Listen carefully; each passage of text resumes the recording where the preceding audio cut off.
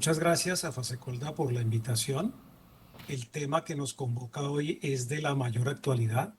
Como lo decía Ingrid, esto entra en vigor el próximo año y es un seguro nuevo que tiene una dimensión muy importante y en los siguientes minutos abordaré lo que denominaremos el seguro decenal. Está previsto en la ley 1796 de 2016 y en el decreto 282 de 2019. Esta presentación está dividida en 7 partes. La primera, para recordar un poco los antecedentes y un marco general normativo del tema. En segundo lugar, para exponer los aspectos generales de la ley en cuanto a la responsabilidad. Y luego, en tercer lugar, vamos a ver los aspectos generales de esta misma ley, pero referidos al régimen de cobertura de los perjuicios, es decir, la protección. Porque esta ley, repito, tiene dos aspectos, la responsabilidad y los mecanismos de protección a los compradores de vivienda nueva. En cuarto lugar, expondremos las características generales del seguro decenal, que es uno de los mecanismos previstos en las normas para proteger a los compradores de vivienda nueva. Hay otros mecanismos distintos del seguro que también podrían ser utilizados, pero lo que se anticipa es que el mecanismo que tendrá el protagonismo en esta materia es la póliza de seguros, que se va a convertir en la garantía que va a utilizarse con carácter general. En quinto lugar, vamos a hablar de un tema muy importante y es cómo se suscribe la póliza, cómo es el tema que desarrolla la compañía de seguros con el respaldo de los reaseguradores para efectos de seleccionar los riesgos y hacerle un seguimiento adecuado a los riesgos. Porque un proyecto de construcción no se hace de un día para otro. Un proyecto de construcción tiene una etapa previa muy importante desde su factibilidad, sus diseños y la ejecución del proyecto. El asegurador no debe entrar al final. El asegurador debe entrar al principio y acompañar al constructor y cerciorarse de que el constructor haga las cosas bien. Por lo tanto, este es un asunto muy importante. En sexto lugar, ¿qué mecanismos jurídicos existen para regular esa etapa previa a la terminación del proyecto? Es decir, cómo debe ser la relación entre el constructor y la aseguradora desde la factibilidad del proyecto hasta su finalización. Una vez finalice el proyecto de construcción en condiciones aceptables, a partir de ese momento empieza la vigencia de la póliza, que es la etapa de protección propiamente dicha. Y finalmente, unas consideraciones generales sobre el manejo de los siniestros en el seguro decenal, porque este es un tema muy importante en la medida en que los casos que eventualmente puedan presentarse son severos, pueden ser severos. De hecho, recordemos lo que aconteció en Medellín, ciudad en la cual se desarrollaron unos proyectos que fueron materia de orden de demolición por parte de la autoridad, proyectos que costaban 50.000, 100.000 millones de pesos. Es decir, que estamos en presencia de contingencias de una magnitud importante. Muy bien. Antecedentes y marco normativo. El Código Civil, desde el siglo XIX, y luego el Código de Comercio, regulan la responsabilidad general del constructor y del vendedor de vivienda, y también regulan garantías y una figura que se llama vicios ocultos que casi no ha operado. Ese es el régimen que venía rigiendo hasta hace pocos años. Sin embargo, de manera reciente se han producido dos hitos legislativos. El primero de ellos es la Ley 1480 de 2011, que contiene el Estatuto del Consumidor. Esa ley fue reglamentada por un decreto, ustedes lo ven en pantalla, el 735 de 2013. Y ese decreto reglamenta unas garantías en favor del consumidor, garantías de calidad, de idoneidad, de buen funcionamiento, y que se traducen en dos protecciones: una protección de 1 año para los acabados y una protección de estabilidad por 10 años, las cuales ya se pusieron en práctica por parte de la Superintendencia de Industria y Comercio con ocasión de lo acontecido en Medellín.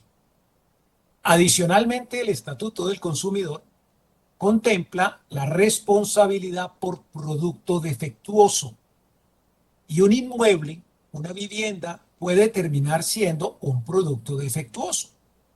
Lo que ocurre con esta figura es que la responsabilidad por producto defectuoso es un mecanismo de protección del daño a otro, del daño no a la cosa, no al inmueble, sino los daños que el inmueble produce. Por eso tiene una protección que es exógena a la cosa misma.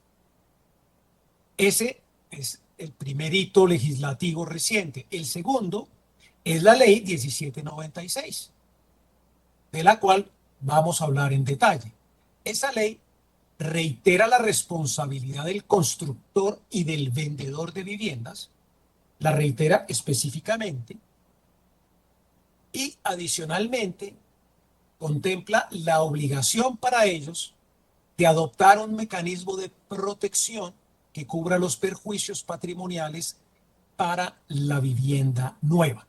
Esos son en general los antecedentes de este tema. Muy bien. ¿Qué ocurre en materia de operaciones de vivienda? Que hay muchos partícipes y hay muchas relaciones jurídicas. Quien vende una vivienda es el dueño de la obra. Dueño de la obra que puede ser persona natural, persona jurídica, sociedad proyecto. Sociedad proyecto es aquella que se constituye solamente para desarrollar el proyecto inmobiliario, lo venden y luego después la sociedad queda disuelta y desaparece. Y finalmente está la fiducia, que ha sido utilizada de manera general, es de uso común, de uso generalizado, figura en la cual los promotores del proyecto trasladan la propiedad del inmueble a una fiduciaria y a través del mecanismo de la fiducia inmobiliaria desarrollan el proyecto. Cuando estamos en presencia de propietarios tradicionales, ustedes ven la línea verde, la relación entre ese dueño de la vivienda y los compradores es a través de un típico contrato de compraventa de inmuebles, mientras que tratándose de la fiduciaria, la operación es una operación un poco distinta porque es el reconocimiento de beneficio de área. Independientemente de la figura que se utilice, estaría siendo aplicable a la ley correspondiente. ¿Qué hay detrás del dueño? El dueño de la obra, para desarrollar el proyecto, puede desarrollarla él mismo. Entonces es un constructor que es dueño de la obra y desarrolla el proyecto, o el dueño de la obra puede contratar un constructor, gerente de obra, diseñadores, comercializadores, interventores y por supuesto el supervisor de la obra. Ahí hay muchas figuras posibles. Puede que el dueño de la obra haga contratos independientes, puede que el dueño de la obra contrate a un constructor que hace los demás subcontratos. Y este es el panorama general de cómo se desarrollan las operaciones inmobiliarias en nuestro país y las relaciones jurídicas que surgen de las mismas. Muy bien. ¿Qué nos dice la ley 1796 en cuanto a la responsabilidad del constructor y del dueño? Reitera lo que ya decía el Código Civil.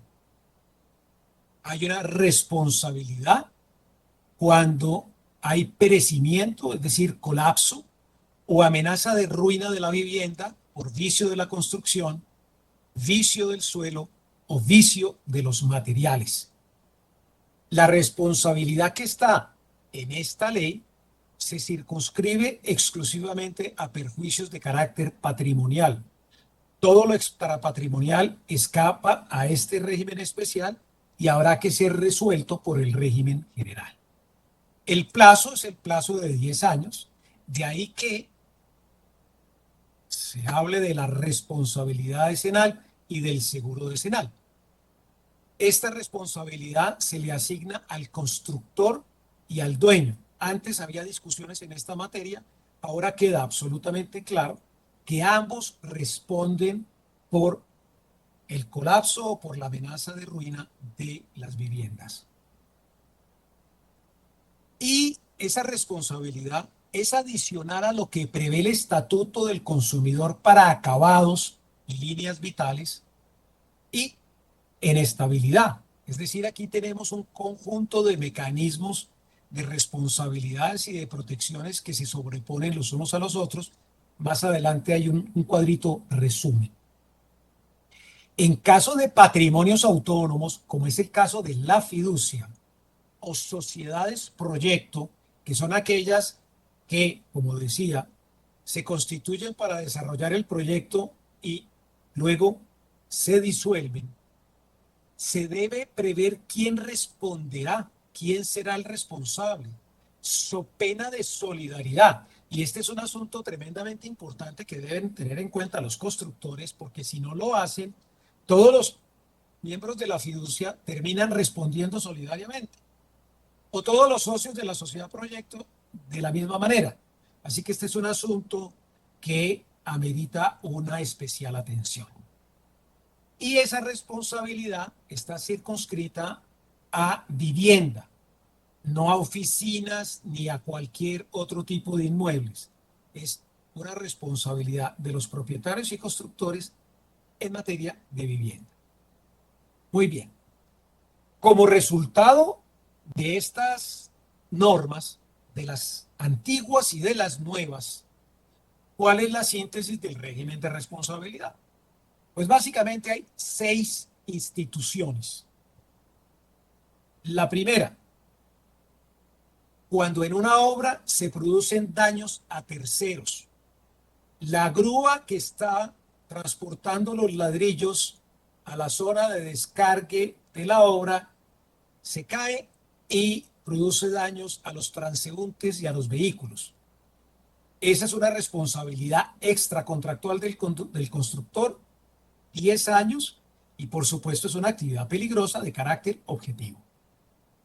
En segundo lugar, daños a propietarios de vivienda por estabilidad, que es de la cual estamos hablando, ley 1796 del 16, una responsabilidad en cabeza del constructor y del dueño. Si ustedes lo notan, la ley ya no califica la responsabilidad ni de contractual ni de extracontractual, porque eso ya no importa, porque además este régimen de responsabilidad protege al adquirente inicial. Uno podría decir, esa responsabilidad es contractual porque deriva de un contrato de compraventa, pero también protege a todos los subadquirentes. Ahí es donde empieza a enredarse el asunto y es tal vez la razón por la cual la ley suprimió el calificativo y simplemente habla de responsabilidad de constructor y dueño frente al propietario, quien sea, el inicial o toda la cadena de subadquirentes. La tercera institución, daños por vicios ocultos. Eso está previsto en las normas, casi no opera. Es muy difícil que opere, pero existe. Es una responsabilidad contractual del dueño y dura 6 meses. existe, no es importante, repito, porque es muy complejo para que opere realmente. En cuarto lugar, viene ya el Estatuto del Consumidor y su reglamentación en el decreto 735. Y es que hay una garantía, es una figura un poco distinta de la responsabilidad propiamente dicha, es decir, es una obligación en cabeza del dueño o del constructor de garantizar el adecuado funcionamiento de los acabados y de las líneas vitales, es decir, todo el tema de ductos, circuitos eléctricos, suministro de agua, etcétera. Esta es una responsabilidad que tiene un periodo de un año. Anticipo desde ya que esta figura no forma parte del seguro decenal. El seguro decenal solamente protege en caso de colapso o amenaza de ruina por estabilidad por el periodo de 10 años. El Estatuto del Consumidor también establece una garantía en favor del consumidor a cargo del dueño y constructor de daños por estabilidad. Ahí los estudiosos deberán examinar este mecanismo 5, si es igual al mecanismo 2 o es parecido o son complementarios. Lo cierto es que existe y la ley 1796 no deroga esa garantía, es sin perjuicio de esas garantías, con lo cual uno pensaría que las dos coexisten. Lo que ocurre es que el seguro decenal está referido a la figura 2, que está en la 1796. No está referido a la figura 5 del Estatuto del Consumidor y eso tiene unos efectos importantes. En sexto lugar están daños a personas y otros bienes por productos. Es la responsabilidad por producto defectuoso. En la responsabilidad por producto defectuoso se cubren solo los daños que el producto genere. Si la señora compra una estufa y le da vuelta a la perilla y la estufa explota y genera daños, esa responsabilidad lo que cubren son esos daños, no a la estufa, sino a la señora y a los demás muebles y enseres que pueda tener la señora en su vivienda. En este caso, pues esta responsabilidad por producto defectuoso, acabo de decir, pues no tiene por virtud otorgar amparo para la cosa misma. A lo sumo será para los contenidos de la vivienda. Pero repito, contenidos de la vivienda también son extraños al alcance del seguro decenal. El seguro decenal cubre es la cosa, no sus contenidos. Muy bien. Vamos a ver cuál es el régimen general de la ley 1796 en materia de perjuicios. Rápidamente, la obligación de ampararlos está en cabeza del constructor y del vendedor. Cubre perjuicios patrimoniales, no los extrapatrimoniales. Los extrapatrimoniales habrá que acudir a las otras figuras para encontrar una solución en esa materia. El destinatario de la protección, el titular de la protección, es el propietario, el inicial o cualquier propietario que, fruto de una transacción del bien, ostente esa calidad. El término es de 10 años. Los eventos cubiertos son el colapso o perecimiento de la cosa o la amenaza de ruina por vicio de la construcción o vicio de los materiales o vicio del suelo. Como ya lo dije, los acabados y las líneas vitales no se cubren por el mecanismo de protección. La pregunta es, bueno, ¿y entonces el comprador queda huérfano? La respuesta es no. Habrá que aplicar las normas del Estatuto del Consumidor y quien deberá responder por el daño es el constructor o el vendedor, no el mecanismo de protección. Los mecanismos que están establecidos en la ley como posibles son el patrimonio propio del constructor, garantías bancarias, productos financieros y pólizas de seguros. Desde ya anticipo que el mecanismo preponderante en esta materia será la póliza de seguros. ¿Cuál es la razón? Patrimonio propio. Ningún constructor o dueño de vivienda va a inmovilizar 5.000, 10.000 o 50.000 millones de pesos por 10 años para que ese fondo cubra cualquier contingencia futura en relación con un proyecto. Eso es absolutamente inviable, impensable. Garantías bancarias y productos financieros, eventualmente sí. Lo que ocurre es que esos productos tienen dos características complejas. El primero es su nivel de costo y la ausencia de mecanismos de reaseguro que le permitan al banco apalancarse para dar el mecanismo de protección. Y esto hace que sea un producto mucho más costoso en el mercado.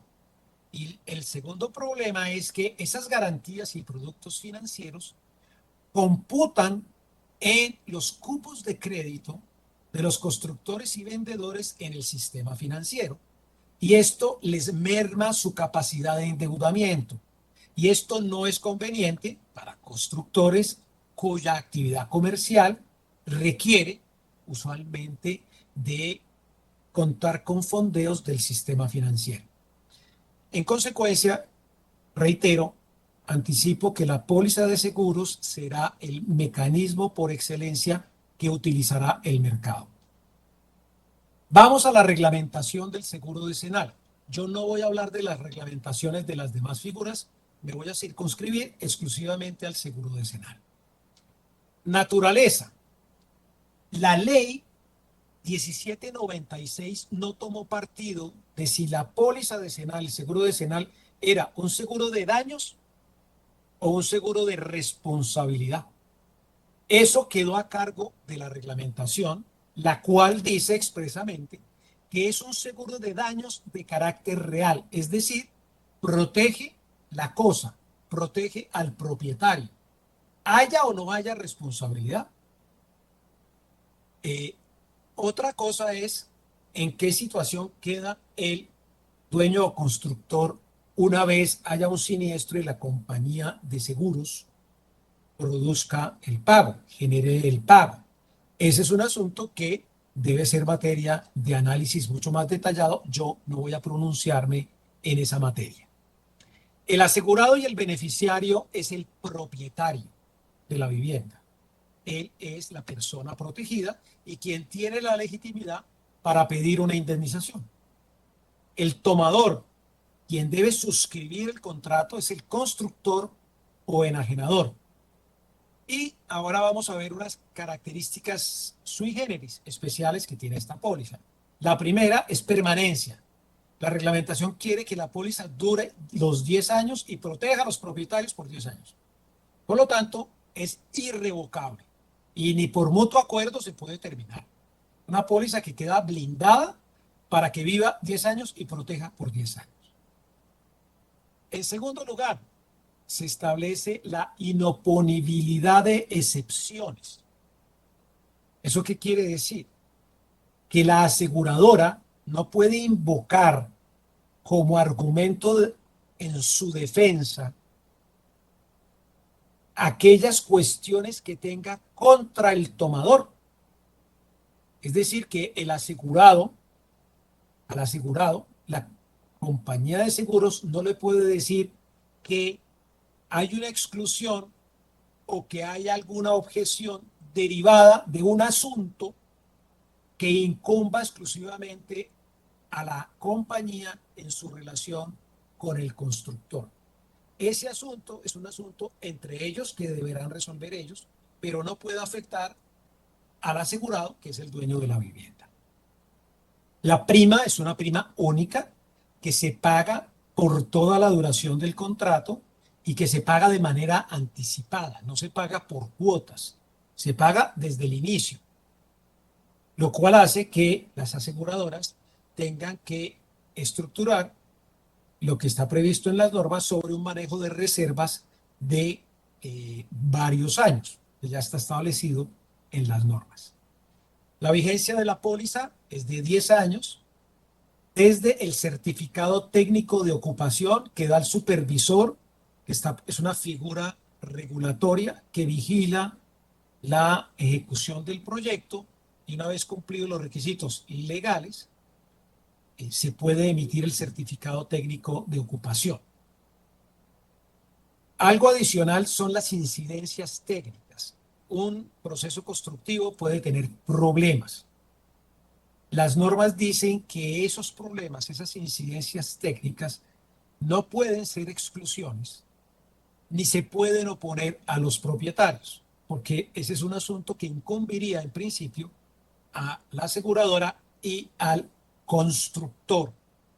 Y ahí surgen una serie de preocupaciones para la adecuada suscripción y control de los riesgos. Y lo digo desde ya. El Space en Medellín y los demás edificios tuvieron una supervisión técnica y tuvieron un certificado técnico de ocupación. Y a pesar de ellos colapsaron. Por eso es que, en opinión del sistema de seguros y sobre todo de reaseguros, que tiene mucha experiencia en el mundo, las exigencias regulatorias no son suficientes. Lo cual está bien además porque eso es lograr que verdaderamente haya una protección real en favor del propietario y que los estándares de construcción que se apliquen en el país pues cumplan requisitos técnicos aceptables. Muy bien. Valor asegurado. ¿Cuánto protege la póliza? Es igual al valor de la vivienda, perdón, en su componente de reconstrucción o reemplazo. Es decir, pues no se cubre el lote y se cubre es lo que costaría reconstruir la vivienda, y este valor se ajusta anualmente por IPC. ¿Qué significa esto? Como lo decía al principio, aquí vamos a tener valores asegurados muy representativos, porque en un proyecto fácilmente estaremos hablando de 50.000, 80.000, 100.000 millones de pesos. Deducibles, la reglamentación permite el deducible, máximo del 0.5% del valor del amparo, pero con una cuestión especial, y es que el deducible no lo paga el asegurado, lo debe pagar el tomador del seguro, lo cual es un complique. Y es un complique, ¿por qué? Porque si al año 8 hay un siniestro, para efectos de que proceda la reconstrucción, es necesario pagar la totalidad. Si nos queda el 0.5% pendiente, porque entonces los propietarios deberán hacer un aporte. En el caso de una copropiedad, hay que hacer asamblea para una cuota extraordinaria, y si no hay valor para la cuota extraordinaria, puede quedar frustrada la reconstrucción de la vivienda. Porque para ese entonces el tomador pues no existe, puede que no exista. Era una sociedad proyecto que desapareció. Entonces, si hay un deducible y el tomador no aparece, entonces se va posiblemente a presentar una fuente de conflicto. En esa materia, las aseguradoras deberán prever en sus clausulados qué solución le dan a esta materia. La reglamentación establece definiciones. Como comentario, la reglamentación le agregó a la definición de vicio de construcción, vicio del suelo, vicio de los materiales, a la amenaza de ruina, que implique riesgo de pérdida de vidas humanas. La ley no hablaba de eso, y yo no entiendo el por qué la reglamentación le agregó ese requisito, que haya un riesgo de pérdida de vidas humanas. Eso puede ser un mecanismo que enrede el manejo de los reclamos, porque si definitivamente hay una amenaza de ruina, pues implícitamente eso es un riesgo de pérdida de vidas humanas. Y si hay ruina, pues con mayor razón. Muy bien. ¿Cómo se determina el siniestro? Y de eso hablaremos posteriormente. Aquí hay que utilizar estudios técnicos que deberán sufragar las entidades aseguradoras que otorguen el amparo. Y la norma establece unas reglas para hacer efectivo el mecanismo de amparo, es decir, cómo se pagarían los siniestros atendiendo las particularidades de este seguro. La póliza o el certificado es requisito indispensable para poder hacer las ventas de viviendas nuevas, porque se debe protocolizar con la escritura. Y si no hay póliza, el notario no autoriza la escritura de compraventa de la vivienda. Y se prevé en la reglamentación que puede haber eventualmente coberturas adicionales que se podrían eventualmente pactar, ¿sí? Por ejemplo, hay un edificio en el cual el primer piso son locales comerciales. Si hay un problema de estabilidad, la estabilidad no es selectiva. La estabilidad no afecta del piso 2 hacia arriba donde están las viviendas, sino afecta el inmueble en su conjunto. Y lo lógico es que todo el inmueble cuente con cobertura, las viviendas y los locales comerciales. Porque además, si hay un siniestro y hay que reconstruir, ¿qué pasa si los locales comerciales no pagan su cuota? Pues se imposibilita la reconstrucción. Y no tiene sentido si hay unidad de estructura que una parte tenga seguro y la otra no tenga seguro. Y esos son temas que habrá que resolver a nivel de clausulado y en desarrollo de este seguro en los próximos años. Muy bien. Asuntos relevantes para la suscripción.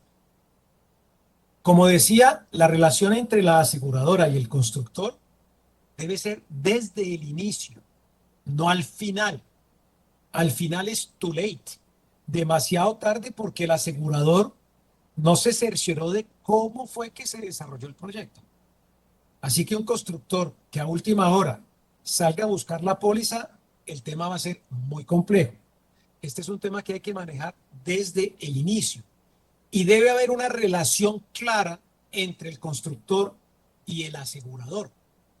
¿Por qué? Porque las incidencias, como decía ya, las incidencias técnicas durante la construcción no son exclusiones y son mecanismos de oposición de parte de la aseguradora. La póliza es irrevocable y además la aseguradora no puede proponerle excepciones al beneficiario de aquellos asuntos que discuta con el constructor, que es el tomador de la póliza.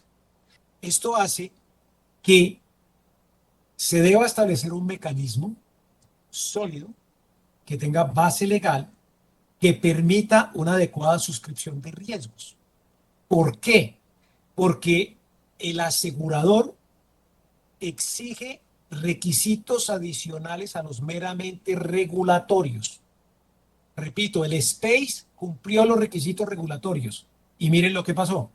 Por lo tanto, una adecuada suscripción implica que la compañía de seguros diga, bueno, si yo voy a cubrir por 10 años este proyecto que vale 100.000 millones, en adición a lo meramente regulatorio es necesario cumplir estos requisitos. Y esos requisitos se establecen ex ante y deben ser cumplidos y deben ser vinculantes para los dos, de tal forma que solo si el constructor los cumple, el asegurador quedaría obligado, y si los cumple, el asegurador debería honrar su compromiso y en efecto emitir la póliza. Porque el punto es que emitir la póliza desde que empieza el proyecto tiene un problema muy complejo por la irrevocabilidad y por todo aquello que ya les mencioné. En consecuencia, uno puede decir, bueno, ¿cómo podemos regular razonablemente la etapa precontractual, ese mecanismo preparatorio a la luz de la ley colombiana y que sea un mecanismo sólido que además permita realmente que las construcciones se hagan bien. Pues bien, en esta parte 4 vamos a ver cuáles son esos mecanismos preparatorios rápidamente. El primero, un contrato de promesa de seguro que anticipamos es, en nuestra opinión, puede que haya muchas opiniones, respetables todas, pero en nuestra opinión es la mejor opción. ¿Por qué es la mejor opción? Porque el contrato de promesa que se utiliza para las ventas se puede utilizar para cualquier contrato. Yo puedo celebrar un contrato de promesa que una vez se cumplan las condiciones, obligue a celebrar el contrato prometido. En este caso, el contrato prometido es el contrato de seguro en virtud del cual se emite la póliza. Es decir, que la etapa previa se regula por un contrato de promesa de seguro. Es un contrato que está regulado en la ley específicamente. Por pacto expreso aplica a contratos consensuales. Hay una sentencia de la Corte Suprema de Justicia del 12 de agosto de 2002 que claramente dice que si un contrato es consensual, como lo es el de seguros, por acuerdo entre las partes puede determinarse que sea solemne y en tal virtud procede la figura de la promesa. Es un contrato que obliga a ambas partes, es un contrato que puede ser sometido a condición. ¿Y en qué consistiría la condición? Pues en esos requisitos adicionales a los puramente regulatorios. Y es una figura ampliamente usada en el país. Todo el mundo sabe que es un contrato de promesa. Todo el mundo está familiarizado con esto. Y en el sector de la construcción igual. Y a nivel de los jueces entienden, aplican y tienen claramente determinadas las reglas del funcionamiento de este tipo de contratos. En Colombia existen otras alternativas. Contrato de opción. Es un contrato que está regulado en la ley. Tiene un problema y es que solamente obliga a una de las partes. Y yo creería que en este asunto ninguna de las partes estaría de acuerdo en celebrar un contrato en que solamente una de ellas quede obligada. Por eso pensamos que la mejor opción es el contrato de promesa o un contrato que obligue a las dos partes. Hay otra figura en nuestra ley que es el pacto de preferencia. Está regulado en la ley. El punto es que el pacto de preferencia no obliga a las partes. Es decir, que tiene una pata coja para la finalidad que estamos buscando nosotros. Simplemente hace que si una persona va a contratar, prefiera a la otra, pero no hay un carácter enteramente vinculante. En cuarto lugar, en los temas preparatorios, a veces se utiliza la carta de intención.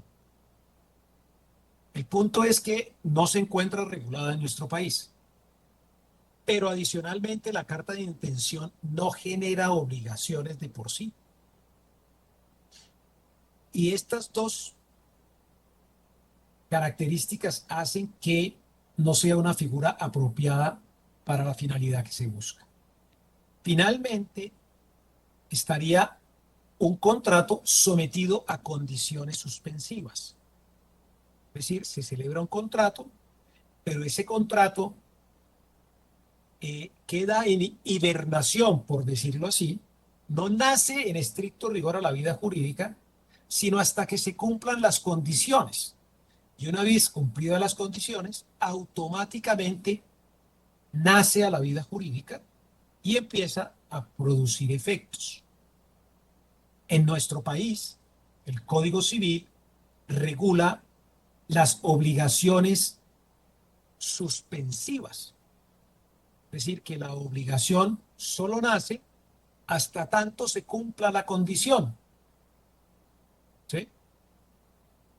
Uno puede pactar que pagaré el precio una vez ocurra alguna condición futura.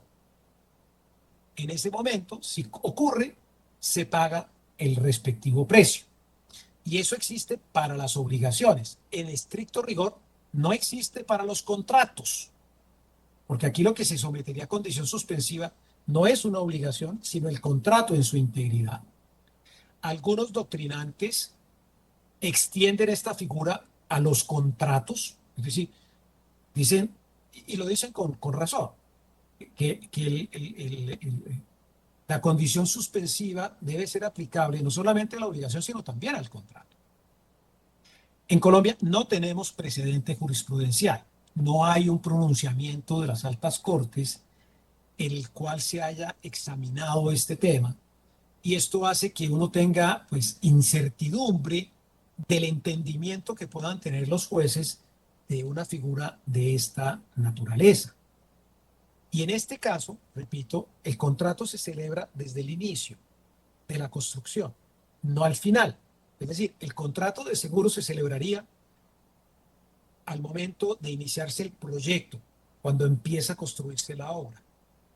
Y ese contrato se somete a condiciones que son las regulatorias y las adicionales. Y una vez cumplidas, automáticamente el contrato nace a la vida jurídica. El punto que se presenta ahí es una discusión eventual en relación con si se cumplieron o no se cumplieron las condiciones, y las discusiones pueden dar lugar a conflictos, y ya hay un contrato de seguro, ya hay una póliza emitida, debe haber una póliza emitida desde el principio, y ahí puede haber una fuente de discusión muy compleja. ¿Qué ocurre? ¿Cuáles son los efectos prácticos del contrato de promesa y del contrato sometido a condición suspensiva, a estas dos figuras? Las otras no, porque no son para nada apropiadas para este tipo de finalidades que estamos buscando. En ninguno de los dos casos el contrato de seguro existe jurídicamente. No existe. En un caso existe una promesa. Eso no es un seguro. Y en el otro caso existe un contrato de seguro que no ha nacido.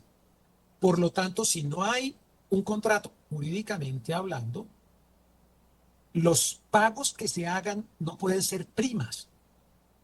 Los pagos que se hagan son depósitos que se imputarán a primas una vez el contrato nazca. Es posible, o sea, lo lógico es que en esa etapa previa haya pagos por parte del constructor. Y ese pago por parte del constructor no será prima, es un depósito que la compañía recibe como tal y lo registra como un pasivo en sus estados financieros. El depósito no causa IVA, porque lo que causa IVA es un contrato de seguro que exista. Entonces, no habría IVA, simplemente es un depósito. Una vez el contrato nace a la vida jurídica, en el caso del contrato de promesa, porque se celebró el contrato prometido una vez cumplidas las condiciones, o en el contrato sometido a condiciones suspensivas, una vez cumplidas esas condiciones, nace automáticamente. En ese momento el depósito se imputa a primas y el constructor tiene la obligación de pagar el saldo de la prima, porque es requisito indispensable el pago previo de la prima en su integridad. Los 10 años de prima se pagan desde el inicio, con lo cual la garantía queda en firme por los siguientes 10 años. Se ha dicho en el sector que esto puede generar problemas porque los intermediarios de seguros que hacen la promoción de estos seguros y la colocación de estos seguros en el mercado, pues por supuesto van a querer obtener una comisión desde el principio, es decir, desde que empieza la construcción y no al final. Pues la compañía de seguros no puede pagar una comisión porque es que no hay prima. Las comisiones se pagarían en estricto rigor como comisiones solamente al final del proyecto de construcción, cuando la póliza se emita realmente. existe la posibilidad en el mercado y en las normas que regulan a las aseguradoras y a los intermediarios de que la aseguradora, una vez reciba el anticipo del constructor, la aseguradora le da un anticipo de comisiones. Esa figura existe. Lo que ocurre es que no es muy usual y a las compañías de seguros pues no están acostumbradas a dar anticipos de comisiones y se entiende que ese anticipo es un crédito, es un préstamo. Eso supone que las aseguradoras que están sometidas al sistema de riesgos de crédito tienen que ajustar ese sistema de riesgo de crédito para incorporar estos anticipos de comisiones. ¿Cuál es el problema? Que si por alguna razón el proyecto se frustra, pues quedó un préstamo en el aire y entonces la compañía tiene que salir a buscar al intermediario para ver si le puede devolver la comisión, lo cual termina siendo un complique. Eso es algo engorroso y muy seguramente las compañías no les va a gustar eso. Por eso existe una posibilidad de pacto en virtud de la cual entre la aseguradora y el intermediario se diga que en caso de frustración, de todas maneras, el intermediario tendrá derecho al anticipo como un ingreso. Y en ese momento, pues no hay lugar a devolución y entonces la compañía no tiene que estar persiguiendo a los intermediarios para que les devuelvan esos anticipos de comisión. Muy bien. Para terminar, quisiera hacer unas consideraciones sobre el manejo de los siniestros en el seguro decenal. Lo primero es reiterar que estamos ante probabilidad de eventos severos, de magnitudes muy importantes. Cuando hay problemas estructurales, el problema estructural es susceptible de afectar toda la edificación. Tenemos un edificio de 20 pisos y un problema estructural puede hacer que la amenaza de ruina afecte todo el inmueble. Es un problema de severidad. Lo segundo es que cuando hay siniestros de esta naturaleza, siniestros complejos, siniestros severos, se requiere la participación de profesionales especializados y estudios técnicos. Esto no es simplemente presentar un reclamo y que por arte de magia uno diga que está aprobado el siniestro y la cuantía. No, esto involucra muchos aspectos técnicos con la participación de profesionales. Esto se parece a los seguros de ingeniería, a los seguros de todo riesgo construcción, a los seguros de montaje, en los cuales existen las mismas características. Tenemos probabilidad de eventos severos y tenemos asuntos técnicos importantes que hay que resolver adecuadamente.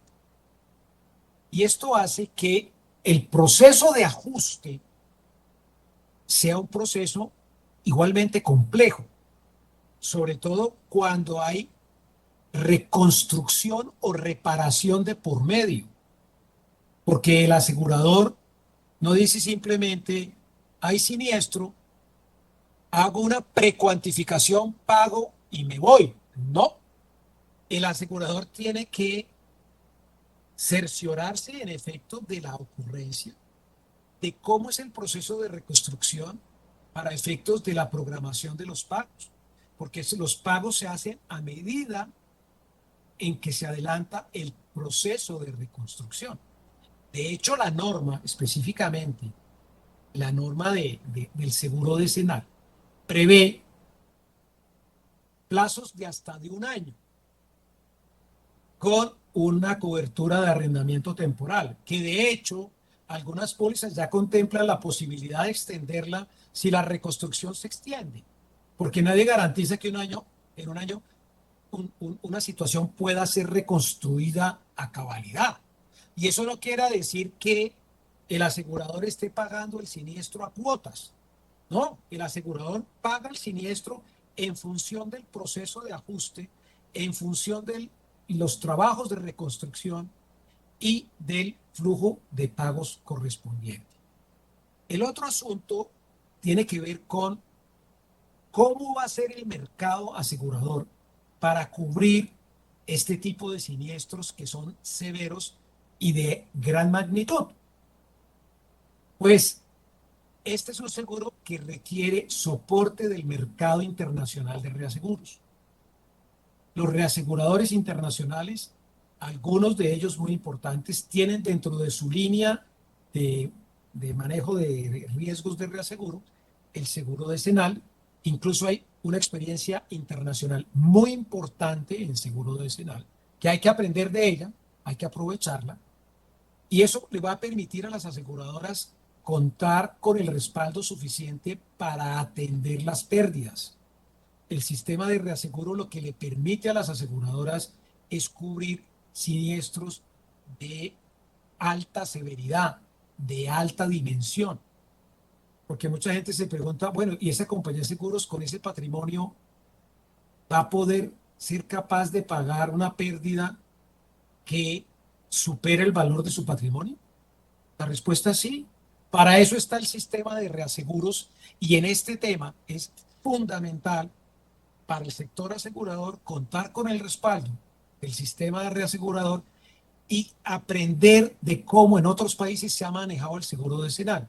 Y esto es algo que también tienen que aprovechar los constructores, porque el asegurador va a tener dos participaciones protagónicas. Uno, en la etapa de desarrollo del proyecto, porque va a haber participación directa del asegurador a través de vigilancia, de verificaciones, etcétera.